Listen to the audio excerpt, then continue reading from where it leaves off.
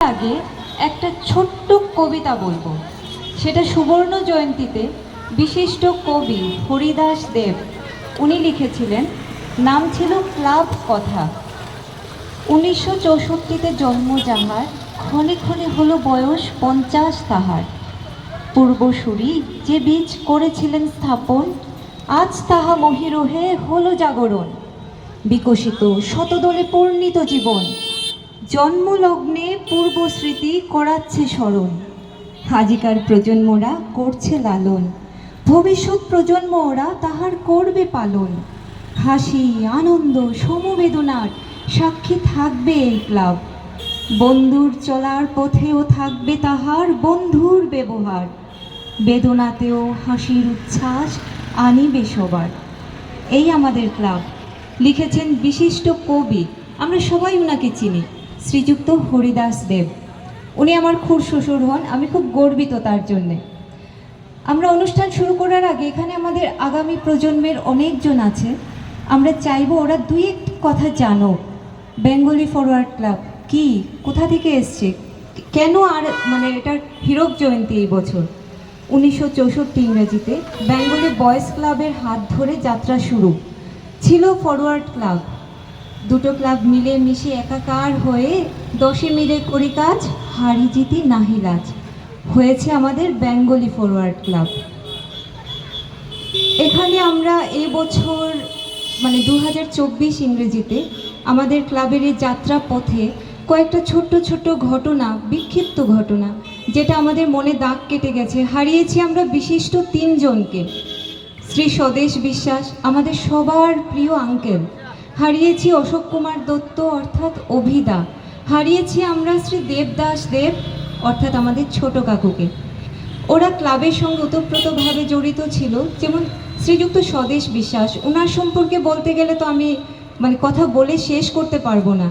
আমরা সবাই জানি 1972-73 সনে উনি মিসা আইনের ইয়েতে জেলবন্দি অবধি ছিলেন। এত আন্দোলনকারী, এত বৈপ্লবিক একজন মানুষ ছিলেন। আমরা হারিয়েছি ওনাকে জানুয়ারিতে। তো আমাদের ক্লাবের এক নক্ষত্র পতন হয়েছে সেবার। ছিলেন আমাদের অভিদা দশরূপক নাট্য সংস্থার সঙ্গে জড়িত ছিলেন। সবাই জানে উনি অনেক বড় অভিনেতা ছিলেন। ওনার জীবনের প্রতিটি নাটক কথা বলার মতন নয়। উনি যে চরিত্রে ঢুকে যেতেন সেই চরিত্রটাই প্রকাশ করতেন। যদিও জনস্বাস্থ্য কারিগরি বিভাগে উনি কর্মরত ছিলেন, কিন্তু তা সত্ত্বেও নাটকের প্রতি ওনার যে ওনার যে ভালোবাসা, ওনার যে স্বেচ্ছায় নাটকের প্রতি যে কর্মদান, এবং শেষ নাটক ছিল 2024 ইংরেজিতে। সে রূপম নাট্য সংস্থাতে উনি নাটক করেছিলেন এবং সেখানে কিন্তু উনি বিশেষ ছাপ রেখেছিলেন। সে এক বিরাট নক্ষত্র পতন। আমাদের আগামী প্রজন্ম যারা এখানে আছেন, আমরা যারা এখনও আছি, আমাদের প্রত্যেকের জানা উচিত এই যে আমরা এই স্মৃতিমঞ্চ রেখেছি আজকে, শ্রীযুক্ত দেবদাস দেবু। উনি কে, কেন আমরা ওনাকে রাখলাম, এই স্মৃতিমঞ্চটা কেন? ওনার সম্পর্কে তো বলে শেষ করা যাবে না। ক্লাবের শুরুর থেকেই উনি ওতপ্রোতভাবে জড়িত ছিলেন বললে বোধহয় ঠিক হবে না। শুধু উনি ক্লাবের সেক্রেটারিও ছিলেন, সম্পাদক হিসেবে উনি ফুটবলের কোচিং দিয়েছেন, উনি সুভাষনগরের মাঠে ক্লাবকে রিপ্রেজেন্ট করেছিলেন, উনি ছিলেন গাইড, উনি ছিলেন টিম লিডার। উনি সমস্ত বাচ্চাদের, যারা কেউ খেলোয়াড় ছিল না, ওরা প্লেয়ার ছিল না, ওদেরকে ধরে বেঁধে শিখিয়ে পড়িয়ে, তখন কিন্তু সেরকম মাঠও ছিল না, সেই সিভিল হসপিটালের মাঠ অথবা শ্মশান রোডের মাঠ, সেখানে ধরে নিয়ে গিয়ে ওদেরকে ট্রেন করিয়ে তারপরে ওদেরকে দিয়ে খেলিয়ে সুভাষনগরের মাঠ থেকে প্রাইজ নিয়ে আসা এবং ক্লাবের নাম উজ্জ্বল করা। এতটুকু কথা ওনার চলে যাওয়াটা ঠিক আমাদের কাছে একটা বিরাট নক্ষত্র পতন। বেঙ্গলি ফরওয়ার্ড ক্লাবের এই লস, এটা আমরা কিছুতেই কভার করতে পারবো না। যদিও উনি সুযোগ্য উত্তরসূরিদের রেখে গেছেন, কিন্তু তা সত্ত্বেও বেঙ্গলি ফরওয়ার্ড ক্লাব আজকের এই মঞ্চ উৎসর্গ করছেন এই 3 জন আমাদের বিশেষ নক্ষত্রের উদ্দেশ্যে, শ্রী স্বদেশ বিশ্বাস, শ্রী অশোক কুমার দত্ত এবং দেবদাস দেব। এই 3 জনের স্মৃতির উদ্দেশ্যে আমরা আজকে এই স্মৃতিমঞ্চ উৎসর্গ করছি।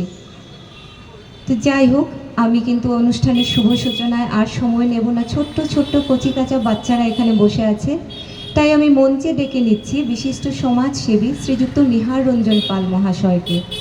একই সঙ্গে আমি ডেকে নেব আমাদের ক্লাবের প্রেসিডেন্ট শ্রী মনতোষ পাল মহাশয়কে, ডাকবো শ্রীযুক্ত বীরেন্দ্র জৈন মহাশয়কে, ডাকবো সম্মানীয় শ্রীযুক্ত সুশীল কুমার কর মহাশয়কে এবং একই সঙ্গে আমাদের এবছরের কালী পূজা কমিটির প্রেসিডেন্ট শ্রীমতী জয়া করকেও ডাকবো মঞ্চে। ওদের হাত ধরে হবে আমাদের শুভ সূচনা।